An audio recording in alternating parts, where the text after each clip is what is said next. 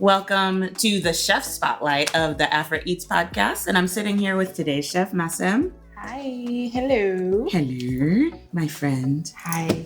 So yes, my name is Masem, and I never call myself a chef. Okay. Right? I'm just my mother's child. I say that all the time because I just cook.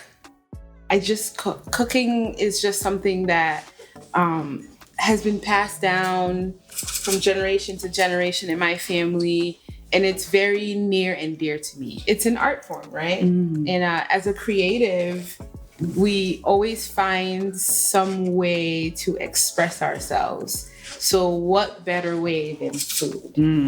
Yes. Okay, so can you tell me a little bit about how you first discovered cooking as one of your artistic vehicles? So I traveled a lot. My sister and I, we traveled a lot, living in a family of diplomats. We were always going somewhere with my grandparents, and there was always one constant for me: my sister and food.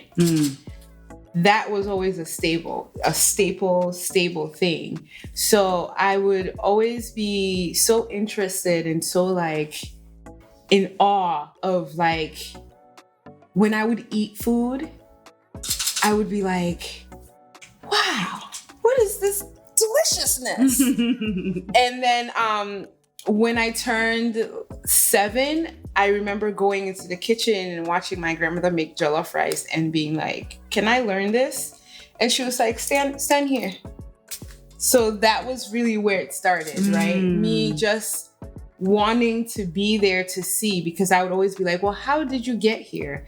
I know this is rice, and why is it red? And the meat is raw, it's red. Now, why is it brown? Like that in my brain, that's what was going on. So that's where it kind of started clicking, like, oh, I can do things. Like if I put this here and do this just like her, I can come up with this.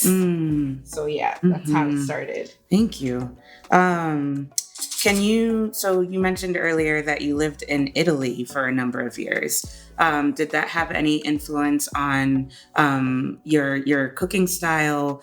Did it change or influence some of the African roots that you bring to your cooking? I don't know if it changes it. Influence, definitely. I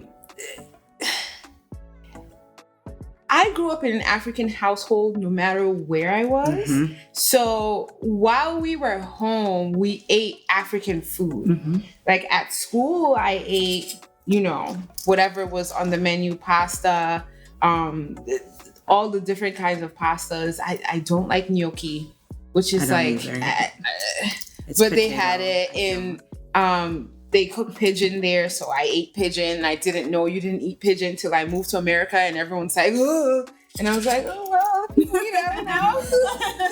We eat a lot of things. So it definitely does influence, though. So when I go to cook sauce, I tend to cook more an Italian style of sauce, or I tend to choose to want to cook a bruschetta.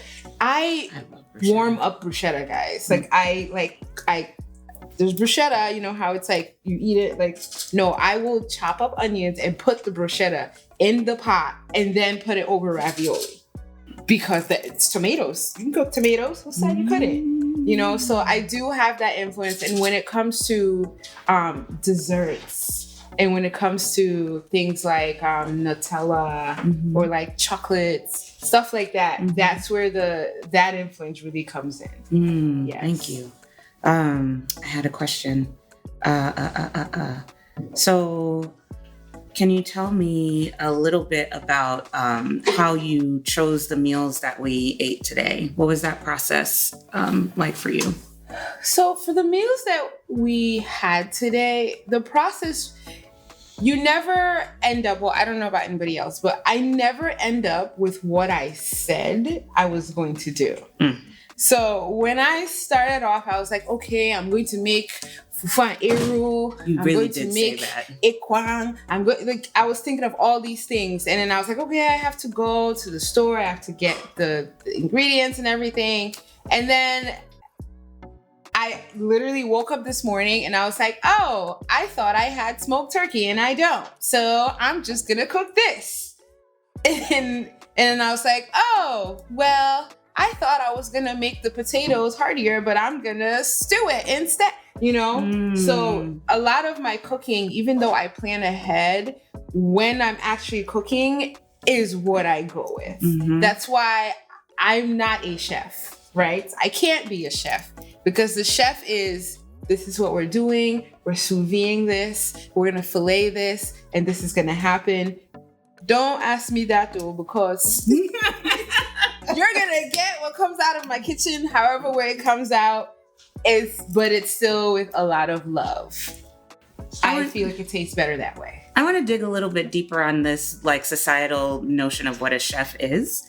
Do you think conversations like this can kind of flip the definition of a chef on its head? Where do you think we've grabbed the definition of what a chef is, especially growing up in a household probably full of very, very talented cooks, right? Yeah. Well, a chef for me is someone who went to school and put in all that time and effort and money and all of that training to come out with a piece of paper and they're a chef, right? Because if you have someone who went to law school, right, and then they don't pass the bar, they don't get to go now to the courthouse and stand there and be an attorney. So I feel like if I'm calling someone a chef, we're going to put some respect on their name because they went through all the channels to get there, to wear the chef coat, to wear the chef hat, to, you know what I mean? Okay. It doesn't take away from being a home cook. Yeah. Right? You can still cook and make delicious meals being a home cook. And I feel like there's space for all of us. There's space for chefs and there's space for home cooks. There's space for professional bakers and home bakers, you know? So that's my approach. I just feel like if you went through everything to get the training, I'm going to respect that. I actually really appreciate the kind of fire. Like I felt a little fire while you were talking about the hoops that people have to go through for training to be a chef. So I just want to like snaps to that. I appreciate that. So my last question before we turn it around to our beautiful live audience to ask some questions is, what is your favorite thing to cook? I'm going to tell you what I tell my son. I don't have a favorite thing. I don't have a favorite color. I have schemes that I like color palettes that I love. Okay. So I don't have a favorite thing to cook because how do you choose? Like, do I choose my traditional African meals? Do I choose the newer meals that I learned? Do I choose the ones that I make up on the fly? I don't have a favorite. I would say my favorite thing to cook is whatever I'm cooking in the moment, that when I give you and you eat, that smile. You know, when Ebony had the little dancing. She did her little happy feet. That is behind all of it all, at the core and at the root, is I cook and share my food with people because I want that. I want you to feel that. I want you to feel the joy, the happiness, the comfort. I want you to go down that memory lane like, oh, my so-and-so used to make this, or, oh, I know, you know, that's, for me, that's what food is. When I cook food, I go down this memory lane of my grandmother. She passed away, but I learned a lot of my cooking from her. And my mom is like this amazing storyteller. And when I call her, I'll say, oh, I'm going to make this. She'll be like, have you tried this? And do you know if you do this, you can do this? Or blah, blah, blah, blah, blah. And that, like, I don't have any recipes. I couldn't tell you No, you just how many cups of what to what to what. It's literally all in my brain, picturing. For me, it's like I'm getting to relive moments with my loved ones who aren't there. Like when I'm cooking, they're there next to me, you know? They're standing there, they're guiding me through. I cook a lot when I'm sad. I cook a lot when I'm angry. When I'm happy, like cooking is like, there's always extra food at my house for the most part because I just cook. I'm anxious, I'm cooking. Like, and then I'm like, who wants to come eat this food that I don't have space for? Yeah, so that's anything I'm cooking, be it a new thing. Like I did Friendsgiving and I said, I'm not cooking a turkey, I'm cooking a leg of lamb, and I cooked lamb. I never cooked it that way before, but I did it and everybody came and they ate it and they loved it, you know, and then, yeah. All right. Whew. Thank you. My beautiful audience, y'all got questions?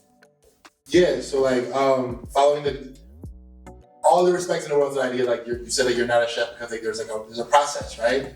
But I think for me, what you're describing is art. Like, so like you're saying you're using food as a medium of your art, you're creative, so that's kind of what you're doing. So I guess my question becomes, because there is no direct path to be an artist. Like that's the great equalizer, right? So again, to me, I would say culinary artist, maybe, if you're looking for a title. The process you're describing is art. It's being an artist.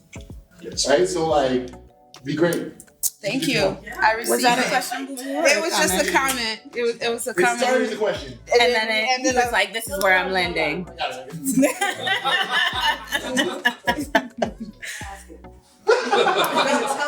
You are so. I actually have a question. Now I know that you've catered meals and things like that for events. Do you do private catering? Yes, I do. Absolutely. Shameless plug. Here we go. Plug. So I am 1/3 of a 3-member collective called Wasomi Experience. We're on Instagram. And what we do is we give you that experience, right? So it's an elite experience. We get to whatever it is that you saw here, it's on 10,000. Facts. So you get to do your own custom menu, and we come and we decorate for you, and we make sure that everything's all set, and we plate it for you and you eat it. Do you want a 5-course meal? Do you want a 10-course meal? Do you want a 3-course meal? You got the money, we have all of it. So that's it. That's how it works. So absolutely yes. Does that answer your question? Do you want me to keep going? Or? Oh no, I just wanted you to plug yourself. Oh, well, thank you. Come through, Dre. Come on. Come through, Dre. Come through. Come on. Get you some artist friends. Are there any other questions from the audience? Favorite meal? Oh. Comfort meal. Ooh, yeah. So again, I don't have the favorites, but I will say, at the root of it, I'm a Bayangi girl. I'm a Bakweri girl. So, fufu and eru, Nigerians know it as Eba. What do you guys do? Eforiro. Oh. Is it Eforiro or Edikaiko? Edika. Yes. Every time this happens. Every time. So fufu and eru. Just Google it. I'm telling you, or you can come to me. I'll cook it for you. Fufu and eru is spelled ERU. It's literally heaven On a plate. on a plate, and it's you get the peppers. It's spicy, and yeah. And we have this thing in Cameroon called Kwakoko Bible, and basically it's cocoyams that are grated down, and they put all your meats and your fish in palm oil and all the ingredients, and it's steamed in the leaf, and you eat it that way. And it's, again, comfort food, because that's something from my grandmother's side that they cooked. And I have never learned how to master it. So when I go to family functions, I go straight to it because I know a grandma cooked it and I'm eating it. And usually you cook it like outside. Even if you have a kitchen inside, you cook it outside on the 3 stones. You put the pot on the stones and you cook it outside. Best tasting thing you've ever had. Yeah, I think those are at my top. I'm sure when I leave here, I'll have like 50 other favorites, but that's where I'm at right now. All right. With that, thank you, culinary artist Masem, for being with us today and for feeding us so well. Thank you. Thank y'all for tuning in. That's it from AFReats.